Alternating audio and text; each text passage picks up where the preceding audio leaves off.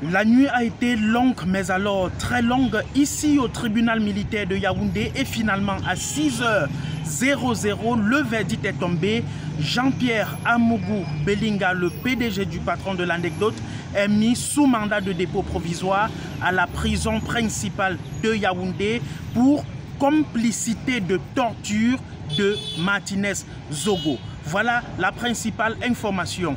Par contre, tous ses collaborateurs, Bruno Bidjan, son chef de la sécurité, le colonel Etoundi Soué, et les autres appartenant au groupe L'Anecdote ou à sa famille ont été purement et simplement libérés.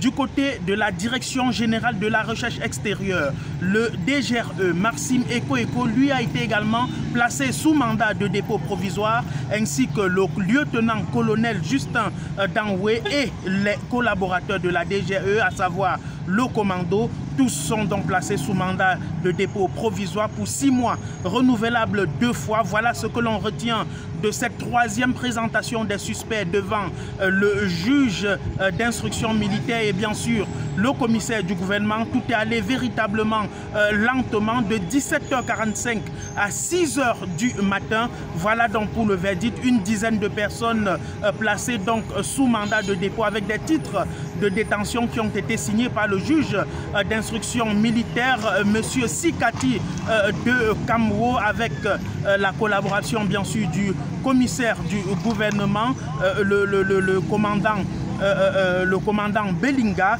Voilà ce que l'on retient de cette troisième présentation de ses membres ici au tribunal militaire de Yaoundé. Et il faut apporter cette précision: Jean-Pierre Amougou Belinga n'est pas placé en détention préventive pour complicité d'assassinat, mais tout simplement le motif, il est clairement indiqué: complicité de torture de Martinez Zogo.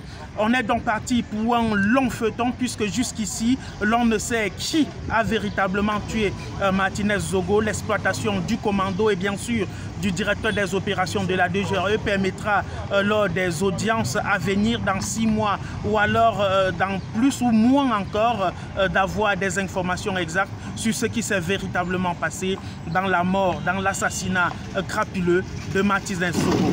Depuis le tribunal militaire et pour la dernière fois dans le cadre des enquêtes préliminaires, Bran Kamga pour Naya TV.